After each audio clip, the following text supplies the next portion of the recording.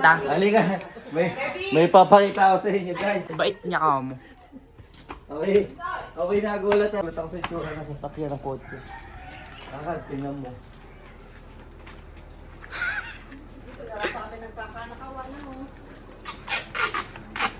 Nakakatuwa. Ginawa pa para sa atin. Isa ko nalagay yun, plastic. Kuya, tira. Wala sa iyo.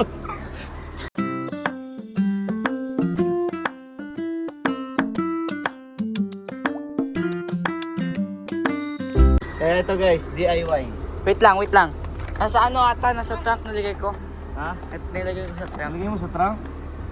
DIY tayo ngayon, guys.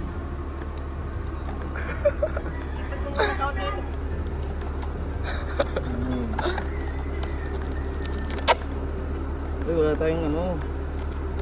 Gunting. Kagatin mo na lang. Gunting.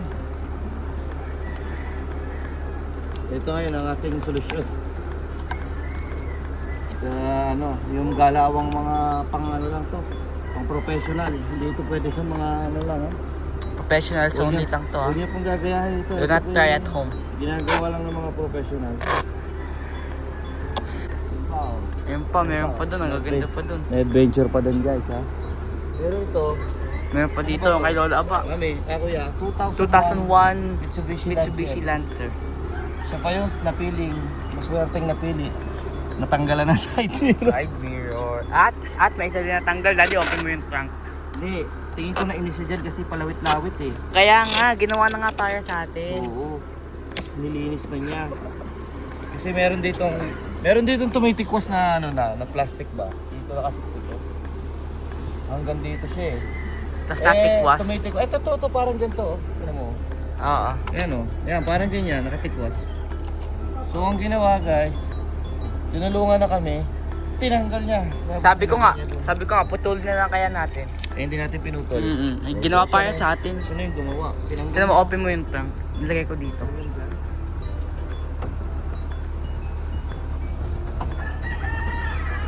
Oo.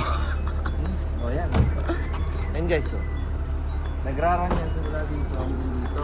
Nakaganto yun, Nakatikwas na ganyan. Nakaganto. Hmm. Kasi ka. Siguro sumabit yung mukha niya eh. Oo nga. Habang naglalakad. Hindi, sabi niya eh. Gano'n. Sumabit. Sabi, tanggalin ko na nga yung Tanggalin side ko to mirror kasi nito. nakakasabit ng mukha oh. Tinanggal Sabi niya, habang andito ako, tinanggal na din yung Tapos side sa inis mirror. niya, tinanggal na. Sa inis niya, tinanggal niya na rin siya oh. Hindi natin yan. Wala eh. Oh, balik mo Tama pa na. kay mama. Tik-tik lang ako ng tubig. Okay na yan. Nung una, akala talaga namin may tumira ng side mirror ng sasakyan namin. Pero kahanap namin ng kahanap. Nakita rin namin. Siguro na pagtripan lang. Ayun, natagpuan ang hinahanap. O, kunin mo kuya.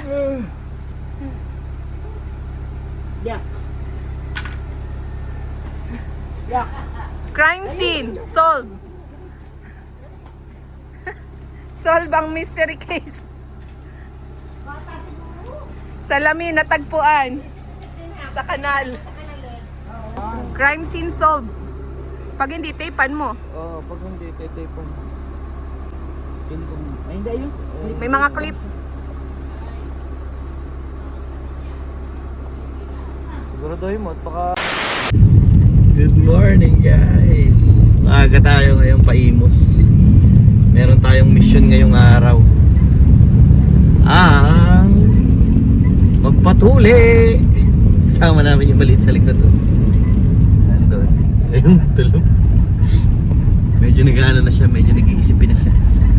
Masakit ba yun? Sabi namin, di. Wala yung ano. So wala naman sa plano namin ang patulian siya sa pagbabakasyon namin na to. Meron nga lang kami 3 weeks. Ewan ko to kay mami. May yung kaibigan niya kasi, yung kaibigan namin kasi, yung anak pinatulian. Anong klaseng ano yun? Mami? Tuli? Painless laser. Painless laser. Yun. Daw. Klase.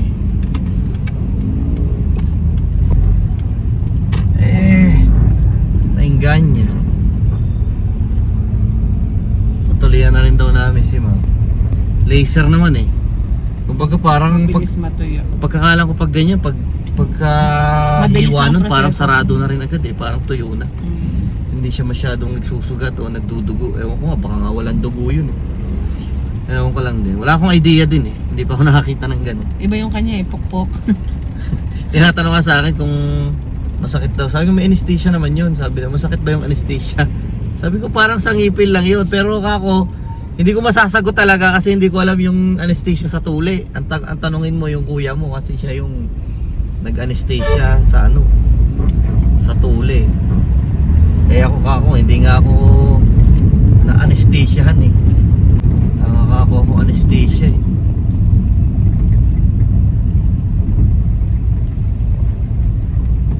Ay kaso ang problema yung clinic nila nitong nagtutuli ng ganon, it's either ano lang eh, Molino or dito sa Imus buhay na tubig. Hindi pinili na lang namin din sa buhay na tubig, mas malapit-lapit. At ako nga ay nai-stress ako magmaneho dito. Hindi nakagaya ng dati. Ngayon nandito pala kami sa Dasma. Yung isa tulog na. Nakatulog na. Okay. Ay. Nakulot yung buhok ko sa stress sa pagmamaneho. I think nandito na tayo, guys. Nandito na tayo kasi may nakita akong sign. Ayun ang babayaran. May libreng eyeglass. So, tinagal-tagal ko dito sa Cavite. Ngayon lang din ako nakarating dito. Ayan o, tuli. Laser painless, 2.9. Diba? 2.9. Anak, ang nakalagay is painless. Ibig sabihin, wala kang mararamdaman. Na. So, inanto ka pa? Fill up na si Mami. Tuli, ano ka na yun? Ang galing. On the spot, no?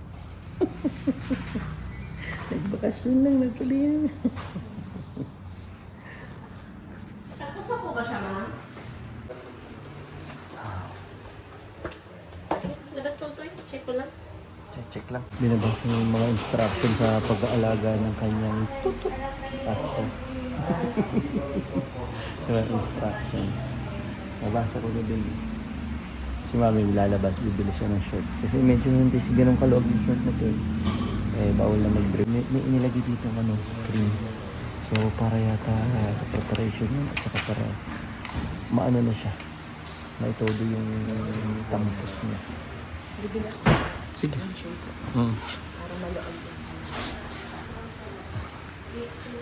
No, tuloy na yan. Joke. Hindi pa. I just can't let the cream stick to the Ayun, pants, so bawal I have kasing to- sumayad yung cream. Na. Good thing they told me to wear Ayun bang. loose pants, and then they gave me loose pants, so I can do this. Because if it's tight, it would just go. Ay, si Mami. Pumili ng short. Ang nabili butas. Hindi marunong pumili si Mami. Butas na yung nakuha. Hello, 8:20 na. Hindi pa rin kami natutulian. Ready na siya eh. Oh. Pinahida ng cream. May pakaramdam ba yung cream? Or wala lang? It's cold. It's just cold. Pampaano lang siya eh. Para umangat yung ano, Slippery. yung skin and Yeah, slippery. and I have to do this. Kailangan niya angatin. Kailangan hindi sumayad yung short doon sa kanyang tutut.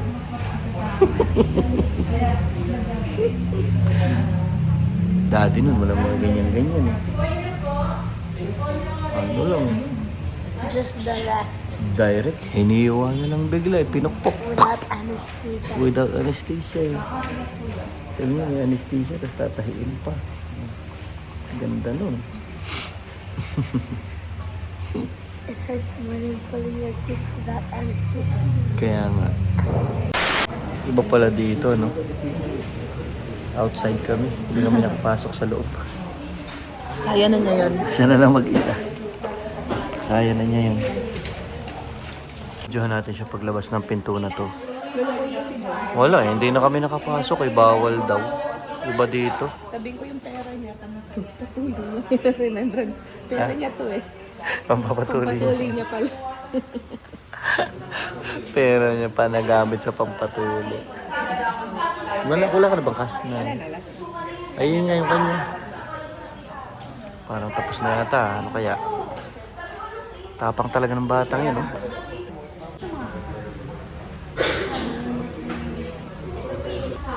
Anong pag-usapan niya? Yung gamot niya, andito mo din 7 days yung antibiotic, di ba? Hindi pa? 7 days. Hindi pa. Tapos yung Nile-laser. pain reliever. Nile-laser pa daw. yung pain reliever pagka hindi na daw nasakit, pwede na hindi pa inumin.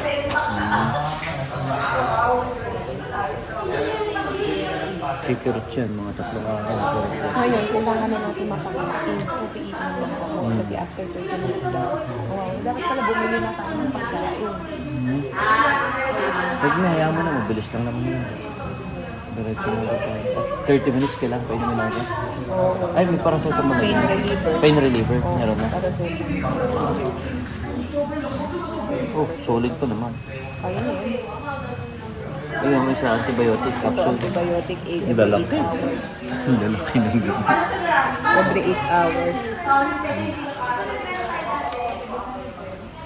Tapos kailan tayo babalik dito? Sa 25. Ha? Sa 25. 25. Yung sa birthday ni Blaze. Oh. Sa hapon. Anytime daw. Gusto mo pumunta na tayo maaga sila nagbubukas. Ah, oo. Saka lang tayo dumiretso doon. Ganun nga. Tanong mo kung anong oras nagbubukas ka na maaga. Ah, sige. Binayaran natin? Oo. Eto. 3, 4, $78. Guys, kumpara nyo naman sa tuloy sa Canada. Pero ang presyo niya lang talaga ganito. Nasa that Yung 2.9. additional ng cream gawa na hindi pa siya tampos. $66. Kasi nagdagdag lang ng cream na pampahid. Isipin nyo naman guys kung sa Canada, di ba? Kaya sinamantala na rin namin eh. Eh total, itong batang to, yan, ang tapang naman yan. Walang problema. All done na? Very brave tapos si Ma'am. Parang wala lang. Excuse me. Parang wala lang. Ah, kamusta? Ha? Bali wala sa'yo? Oh, basketball yan ah. Ano? The anesthesia was the only part that hurted. That stings? Mm. It was like kailangan niya na super. makainom.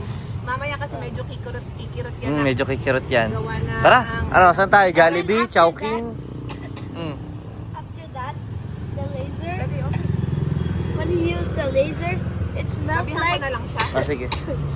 When you use the laser, it smelled like somebody cooked food and then it got burnt. Mm. Sabihan kita. Naamoy mo yung flesh mo na susunog? Hawakan mo. But I didn't feel anything. Yeah. May binata na ulit kami! So hindi mo na din nakita kung anong itsura nung laser na yun? Yeah, maybe it. Did you hear or feel something weird? It was like, Oh, kasi sinusunog niya yung balat, yung flesh mo eh. and then it smelled like somebody was cooking, but they burnt the food. Oh! So you smelled your your flesh getting burned. It probably looks like a tiny handle with like a button. You turn it on. It's Ah. like a microscopic thin laser. Nakita mo ba yung device niya ginagamit ni Doc? It was like a long tube, but I never saw what the laser looked like. I just saw what it was. A tiny handle with like a tube. Hindi daw siya pinatingin ni Doc doon sa kanyang kasi he made him look up. Bakit The daw? ceiling. Bakit daw look up at the ceiling? Maybe to not let me scared, he didn't tell me. Oh, para hindi ka matakot kasi makikita mo mahihiwa yung balat mo eh. Yeah. Hmm. But I'm not scared of blood, and I'm not scared Yun of... nga, alam ko. Hanga nga si Doc sa'yo, parang wala lang eh. Sabi ni Doc, parang wala lang naman. Pero ang ganda ng pagkakagawa sa'yo. Kailangan na lang natin i-maintain, linisin. Iwasan natin na pag umihi ka, magsabi ka sa akin kasi hahawakan ko para hindi mo babasa yung sugat. Ha? Huwag ka muna iihi mag-isa for now and until mga 2 days or 3 days. What about 7? Because Hindi, okay na yun. After 3 days, okay na yun. Alalayan lang kita para sigurado na hindi mababasa yung bandage, yung benda. Para once a day lang tayo magpapalit nung ganon, nung balot. does it hurt? Hindi, kapag mag-hurt lang siya kapag dumikit yung pag may blood at nakadikit. Pero yung sa'yo, wala akong nakitang blood. Because Wala nga blood. the blood evaporated and it got cooked. It got cooked. After it gets cut, it already seals because of the. Yun nga, tingin ko. Walang dugo eh, ang linis eh. Tapos yun, ibebetadine na lang natin ulit bukas. At this time of the day, gantong oras, ibebetadine natin. Tapos babalutin ko ulit ng benda. Bandage wrapper, and then Oo. like maybe 2 layers of thin wrap Mm. or 1 medium wrap. Opo. Ako may dalang kaldereta at saka spaghetti eh. Ako mamunog ka na magluto, kami may dala. Order sa puto. Binaba ko yun. Ako nga pala, nagawa yan ng puto. Nabibig, di ba? Ay, sa tinaret na ng bibig. Napanis. Eh, iba na may ilang buwan ng nahalo. Sabi, di ba naman ako order sa Iwenis pa hinalo? Eh, sa init na yun. May gata. Sayang. Eh, yung picture ng tatlo. Yun nga, binidyohan ko. Dali na. Dumating na, pinagin niya. After 400 years 400 years daw, sabi ni ate. Kamali. Nagkamali yung dala eh. Yung Sana kanina ka pa nagayan. Baka naging subscriber mo pa yung nandin ng komento. Sabi sa akin eh, nauna po kami sa inyo. Kala daw nila tayo nakain na. Iyon no, makiki-birthday tayo ngayon sa kapitbahay. Tara, sama kayo. Kami diretso na sa kuwan. Pati ang aming bagong tuli, present. Present. gusto mo doon sa tabi ni Kuya para mababa. Here. Ayun, yun! Nakakain doon. Kain na na. Happy birthday kay Ate Ching. Iyon no. Ah, siguro ito, Toy. Iyon no. Ito, Toy. Saan mo natuloy na? Oo nga, Toy. Magpatuloy ka lang. Kasi ito sa doktor ka lang. Takot eh. Hindi masakit. Hindi masakit. Para lang kinagat ng kabayo eh. Siyempre, normal lang. Pagkatapos natin si Johnny. Ano nga to? Kamang busy si Papa. Busy si Papa pala eh. Paano naging busy si Papa? Hindi gabi si ano. Kain na. Daming handa. Yung kain na. Pansit and Yan spaghetti. ah. Mami, mas maganda-ganda na yung nakatukod niya ang paa. Nasaan si na kuya? Sa Baguio. Sa Martes na yung graduation.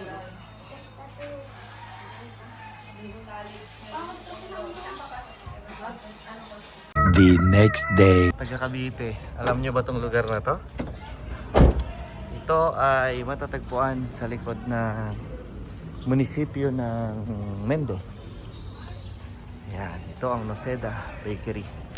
Tingnan niyo naman, since 1936. Diba? Napakatagal na. Ito ang number 1 pasalubong ng mga pumupunta ng abroad.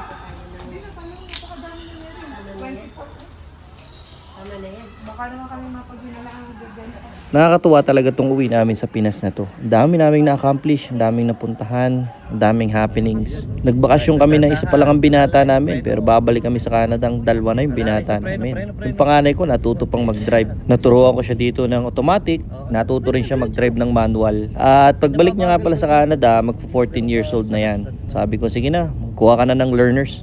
Para as soon as possible, tuturuan na rin kita. At least, meron na kaming simula. Hindi na kami mag-start from zero. Eh, dahil interesado naman talaga magmaneho to, alam ko madali lang siya matututo. Lalo pa, mas madali naman ang driving sa Canada.